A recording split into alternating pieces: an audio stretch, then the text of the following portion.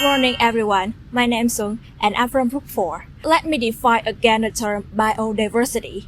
According to the Convention of Biological Diversity, biodiversity is defined as below.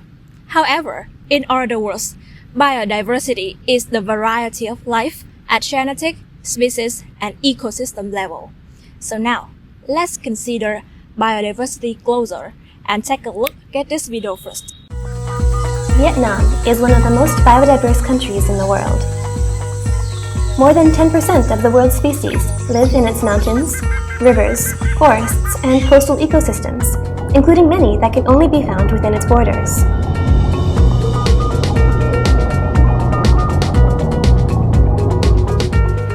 However, economic development and a growing population without sufficient governance or enforcement has led to severe environmental degradation from causes such as overfishing, deforestation, unsustainable tourism, and the inadequate management of toxic waste. Despite biodiversity's many benefits, efforts to fund projects to protect it have historically lacked coordination and focus in Vietnam. As we can see, this video indicated that Vietnam is one of the highest biodiversity countries in the world. However, there's still a number of existing problems in our country's environment. This is also the topic that our group wants to show you today, biodiversity in Vietnam. In this video, we will make clear 4 main issues. First, overview of biodiversity in Vietnam, imminent threat to it, responses from the governments and citizens, and lastly, priority responses. In this first part, I will show you 2 main points, characteristics and roles of biodiversity. As we learned in Chapter 4, there are 3 primary characteristics of biodiversity: ecosystem, species, and genes diversity. When considering terrestrial ecosystem, there are various types such as dune and evergreen forest. How about wetland? They vary with various ecosystems such as lagoons and streams. In terms of marine ecosystem, they are also very plentiful with various aquatic characteristics such as bay and seagrass. Besides, Vietnam's diversity of ecosystem is made up of wealth of species, many of which are used for the level of genetic material. About the role of biodiversity, there are 4 ecosystem service notices in Vietnam: provisioning, cultural, regulatory, and support service. At first, through agriculture and livestock maintenance, food security is ensured. Forests provide building materials and supplies of raw and pharmaceutical material, and rivers and sea provide fishing goods. Secondly, charismatic and recognizable biodiversity helps to expand Vietnam's entertainment industry. In particular, ecotourism that can generate revenue and raise an understanding of the value of the protection of biodiversity. There are some typical regulatory services such as regulating the climate by carbon storage, controlling rainfall, purifying air and water, decomposing waste, and partly preventing the negative impacts of natural disaster. Finally, in fact, Vietnam is located in the tropical monsoon belt and generally suffers from between 5 or 8 hurricanes and tropical depressions, accompanied by heavy rain every year. Then, it's realized in Vietnam that the mangrove system planted along the edge of the dike often serve as a green shield by reducing the strength of the wave by 20 to 70%, thereby defending the dike and saving millions of Vietnam dong of maintenance and repair score. Then, I would like to introduce Ha for the second part. Hi everyone, my name is Ha. As Song has shown an overall look at the biodiversity in Vietnam, I will continue my part to introduce the current situation of Vietnamese biodiversity after being destroyed by human exploitation. Biodiversity in Vietnam is being overexploited. So in this part, I will cover some main activities that influence negatively on biodiversity of Vietnam, which are overfishing, illegal hunting, and deforestation. The first part presented by Xuân has shown you that the variety of biodiversity in Vietnam is undeniable. However, can this biodiversity keep diverse and unique over time? First, marine species now have to face a lot of consequences that humans cause to the ocean, such as oil spill and artificial waste disposal. And secondly, Vietnamese forest had a lot of rare and valuable species. Some wild animals like rhinos and elephants are hunted because of their precious horns and ivories, which leads to a negative consequence, extinction.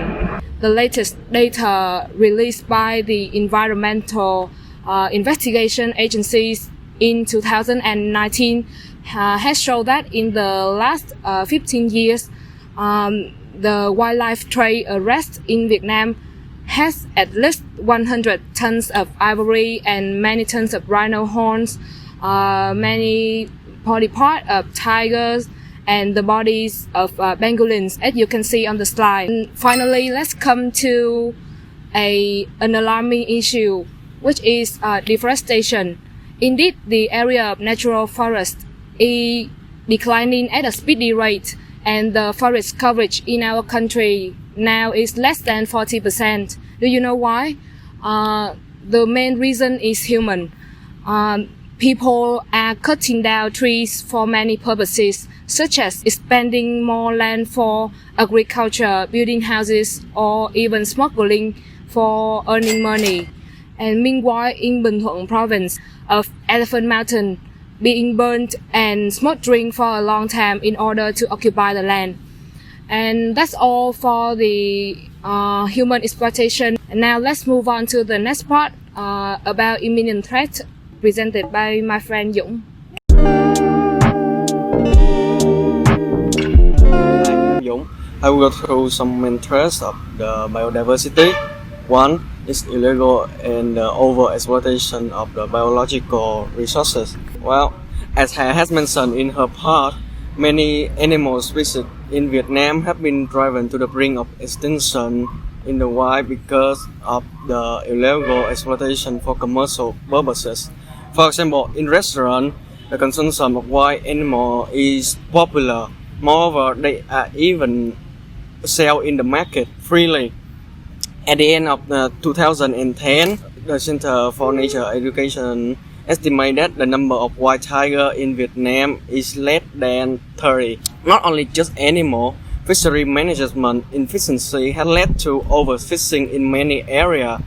Destructive fishing techniques such as the use of explosives, poison, and electric shock are used frequently and uncontrolled, posing a serious threat to the natural ecosystem.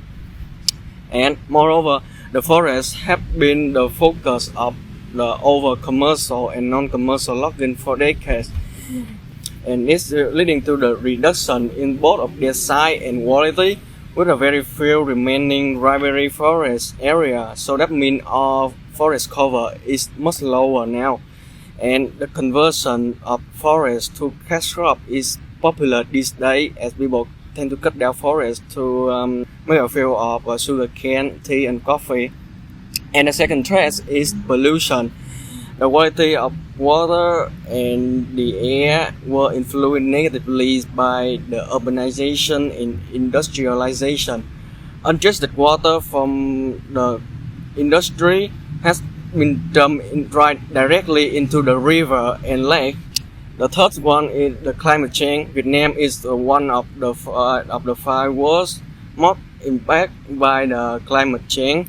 An increase just about 1 meter of the sea level will cost around 30 to 38% of the sea level in the country. So that means it will cover most of the south area of Vietnam. And the fourth one is the forest fire. In Vietnam, every year hundreds of fires occur and destroy thousands of hectares of forest. having serious impact on the environment and biological community. In the first 6 months of 2019 alone, there were around 156 fires and 930 hectares of forest were burned. Next, my friend Linh will tell you how Vietnam government respond to this threat. Everyone, my name is Linh. After Dũng presentation about the imminent threat, I will continue with the response from the government. First, I will start with the action taken by government agencies. At the top level, the obligation to sustain biodiversity in Vietnam have been clearly defined in the Constitution 20 and 13, in which the state has to establish policies for environmental protection, nature and biodiversity conservation. In 2008, the law on biodiversity was adopted by the National Assembly. Since then, many other documents related to biodiversity conservation have been issued to achieve sustainable economic growth by using natural resources more effectively with an aim of helping Vietnam deal with climate change and reduce poverty. And there have been some awareness-raising activities that come for the prevention and control of invasive alien species. And the second thing is efforts made by local authorities. At a regional level, provinces use different communication channels like leaflets, poster, radio to raise people awareness about environmental protection. In addition, meaningful campaign launched by the young generation can be found at many coastal areas in Vietnam. For example, like collecting garbage along the beach campaign. And the final thing I want to say is integrating biodiversity conservation into tertiary education. Until now, nearly 20 universities provide both undergraduate and postgraduate programs related to biodiversity conservation, such as geography, environmental science, natural resources management, etc. And these are typical universities. Harry once informed after Lin's presentations, we will see that the government have had tough and timely policy to protect biodiversity in Vietnam. And how about the people? To know about that, we will go to section 3.2, the response of citizens to the threat. It is divided into 3 sections as follows: community voice for wildlife protection, joining hands of the community to protect the forest, and improvement in fishery and aquaculture. In the first part, we will talk about wildlife protection and rare animals that are currently in danger of extinction. The propaganda on the protection of wild animals is increasingly focused. Protecting wildlife from the smaller things so that propagating awareness to people, the community connection is also the most effective way to protect endangered species. One person's voice won't work, but when the whole community speak up, it's completely different. And you can see in the slide, here are some of propaganda activity to help to inspire awareness about wildlife protection. The activity take many forms such as workshop, propagandas at school, cycling propagandas, and a communication program. The use of products from wildlife, especially endangered species, is declining markedly, partly due to strict government regulations on the consumption of wildlife products. Another reason is the increased awareness of the citizen.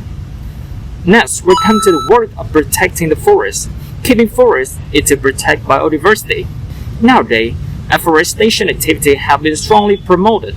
Afforestation not only increase the forest coverage but also enhance the awareness of people. Thereby they can understand the meaning of forest and the role it plays in biodiversity. In the picture, we see from students to workers working together to plant forests, contributing to preserve biodiversity. And the final part, in responses of citizens to threat, that is how people respond to the marine environment. Fishery and aquaculture are also being improved thanks to state planning policy, implementing the project of prohibiting and restricting fishing activity in Vietnamese water to restore aquatic resources. Currently, the agricultural sector had assigned quotas for fishing licenses in high sea to 28 provinces and Culture City in accordance with the laws of Fishery 2017. As a result, the situation of ships illegally exploiting productive foreign water had decreased significantly. The fishery sector is gradually moving from small scale to modern and reliable scale. Here are the ends of my part. Next are examples of practicality and effectiveness of responsive by law. Oh my god, it's Krayshawn. Thank you for your presentation. I'm Lam and I will continue with the example of the practicality and effectiveness of the response when there have been pertinent action. Vietnam has made great strides in conservation of nature and biodiversity, especially awareness of the importance and role of biodiversity and sustainable development of the country has been increasingly rise. Typically, Kulachan Biosphere Reserve, after more than 10 years recognized by UNESCO as the World Biosphere Reserve, have preserved quite intact the value of the forest and the coral ecosystem, reflected in the diversity in species and genetic resources. The ecosystem of coral reefs, seagrass, and seaweeds are well preserved.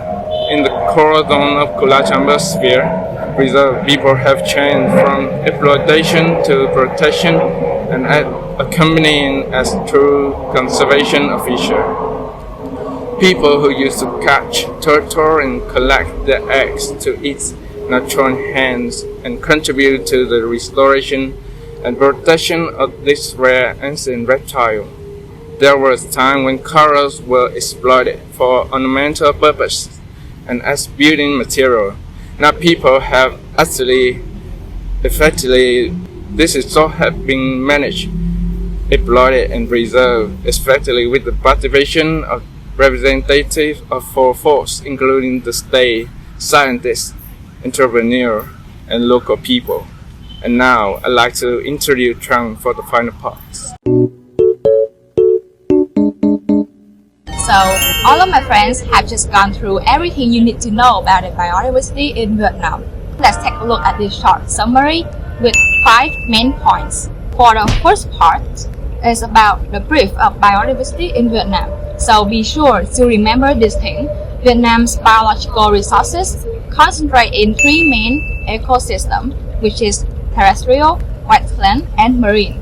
Number 2, human exploitation. So these are 2 aspects which has been exploited severely. This is overfishing and deforestation. For the third fact, we talk about threats to biodiversity in Vietnam. That is excessive logging, illegal trading of wild animals, illegal exploitation, and the last one, expansion of agriculture road network. So what are the responses from the humans after all the consequences caused to the nature? So from the government, they enforce laws on protecting the biodiversity, and for the local authorities and citizens, they have the propaganda on the protection of wild animals. Are these responses really effective? Let's take a look. So I would like to talk about the Cù Lao Chàm Biosphere Reserve. This place is currently conserving many precious species, and it has also been recognized by UNESCO for more than 10 years. This is also a proud thing for Vietnamese. And the last part, so among all the responses from the humans, which one should we prioritize? The answer is the Biodiversity Protection Law enacted by government. The reasons why we should prioritize this because it is the law, the official law issued by the government.